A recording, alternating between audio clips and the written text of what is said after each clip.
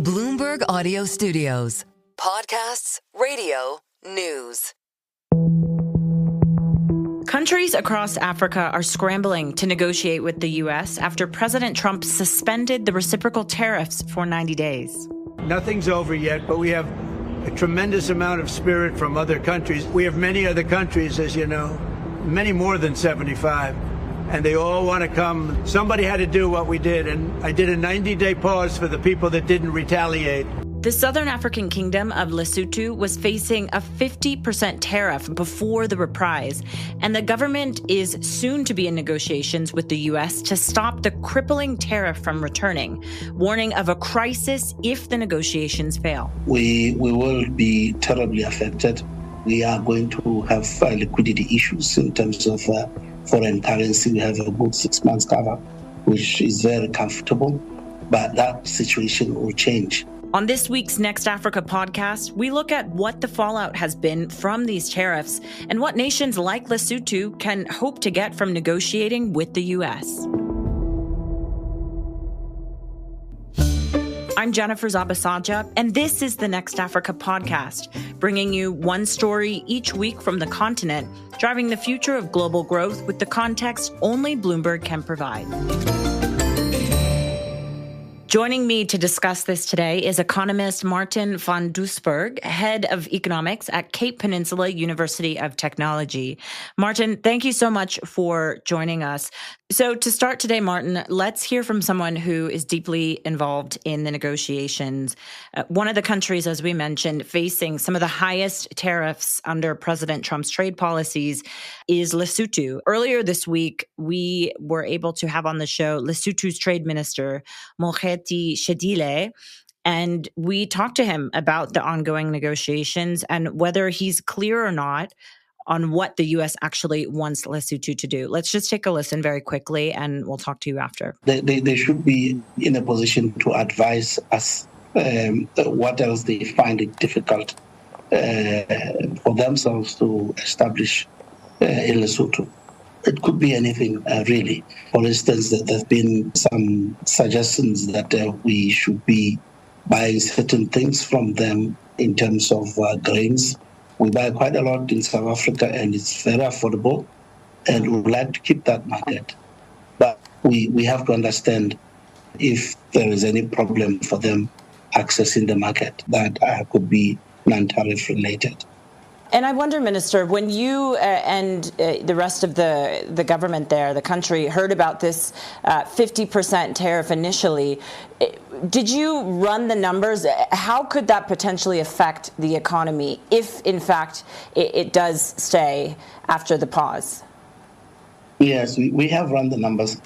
Directly on the far line is 12,000 jobs that we have here. Which is going to now, at the end of the day, translate to further 40,000 jobs. That depends on the 12,000. We will be terribly affected. We are going to have liquidity issues in terms of foreign currency. We have a good 6 months cover, which is very comfortable, but that situation will change. Maarten, thank you so much for joining us. You can hear Minister Shedile's frustration there when we were speaking earlier this week. Maybe you can start us off by explaining why Lesotho faced such high tariffs from the Trump administration, especially considering how it pales in comparison to some of these other countries that are also facing tariffs.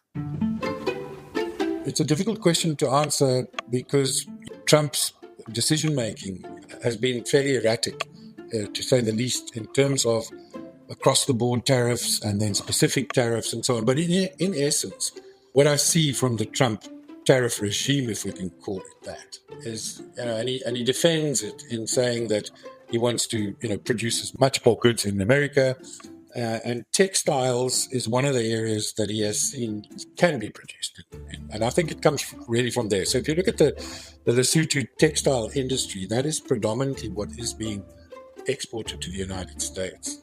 And 50% would make it obviously totally unachievable. if I can jump straight into the way I've been following Trump quite closely with this, and when I say following, trying to understand because of the impact in all the different economies. And what could come out of this is potentially, I think, Lesotho has minerals. One of Lesotho's biggest driving industries is diamond mining. Lesotho has diamonds, they've got base metals, uranium, they've even got deposits of crude oil, gas, etc. These are not being exported to the United States at the moment. And I think wherever I've seen Trump, we even saw it with the Ukraine war, if we can go back there, he said to Zelensky, we're going to stop supporting you. And then all of a sudden, but hang on, can we have your mineral rights? I honestly feel that what Trump is doing is he's targeting different countries based on what is the particular export that is coming from that country? What is the relationship with that country? Does that country have a strong tie with Russia, China, and other allies, which, dare I use the word, are enemies of, which he sees as enemies of the United States? So it's more than just the textiles. It's where does Lesotho fit in his bigger scheme of things? And that's what I believe we need to look at. That means that you think that there is a bigger, wider plan with these tariffs. Is that essentially what you're saying? I do. I think that he will negotiate the tariffs down with countries where he sees a future benefit to the United States or to the Donald Trump plan. And I think we're already starting to see that. So he immediately put on the 90-day moratorium or the 90-day suspension. And I think what that is, his aim there is to give countries an opportunity to say, well, how do we deal with this? If we just go back with retaliatory tariffs, which we've seen, then it's truly going to become a tariff war. And then it's a no-win situation, I think, for both countries, if we're looking at a two-country situation. But I think what he's looking for is for countries now to come back and say, well, let's see how we can be proactive together, and almost a tit-for-tat type situation. So, yeah, I'm being quite bold making that statement, and I don't think too many other economists have made that statement. But if I just go back, and I don't want to repeat too much, but if we go back to the way he's dealt with Ukraine, the way he's dealing with countries that have got strategic minerals and strategic inputs that America could use, those are the countries that I think he's having a far friendlier approach to. Stick with us, Maarten. When we come back, we'll talk more about what could be on the table in some of these negotiations. We'll be right back. Welcome back. Today, we're talking about the continued fallout from President Trump's tariff plans as countries scramble to negotiate deals to avoid reciprocal tariffs.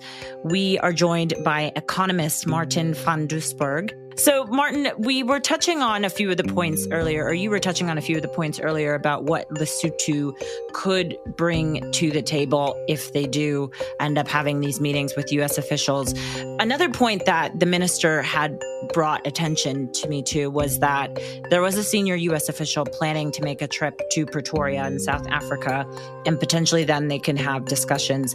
Can you touch on maybe the correlation between the Lesotho economy and the South African economy, and maybe what could be put on the table? Because, Lesotho's economy really depends a lot on South Africa, correct? 100%. Their currency is linked to the South African rand, 1-for-1. So they're very, very dependent economically on South Africa. Are there things that both countries can maybe present that would be appealing for the U.S.? I think we have to face the reality. Donald Trump is not happy with South Africa for a number of reasons. Primarily, the close association that South Africa has with Russia and with China and with potentially other states, even Iran. And let's just talk about that for a moment, because this is important. These are the political aspects. Even South Africa's stance on the Israeli-Gaza conflict. So I believe the political relationship with South Africa is extremely weak. Now, Lesotho's economy, I won't say 100% dependent on South Africa, but it's closely linked with the South African economy. How do we deal with that? You're 100% right. So the minister yesterday is saying, well, what can be done? We want to send a high delegation to have discussions. My view is that the discussions need to take place firstly at a very high level political point. if we bring it down to the most simplest form, what does South Africa have, what does Lesotho have that it could offer to the United States for it to be beneficial to increase our trade? Because even for us, for South Africa and for Lesotho, to find additional markets, as I said earlier, to diversify the export markets, this will also take time. However, I'm coming to the point of de-dollarization or the potential weakening of the dollar. So this needs to take place. What can be done? I've mentioned some of the issues, and I think it revolves around minerals in both our countries. South Africa is rich in minerals. Lesotho is perhaps not as rich, but certainly very diamond rich. So I believe that there are other products which could be looked at, which aren't currently being exported from Lesotho to the United States. Now, what Lesotho's done, just a matter of interest, a very important matter of interest, is that it has driven its mining with a partnership with private sector. So there could be, I'm going as far as saying, there could be private sector investment from the United States into the Lesotho economy.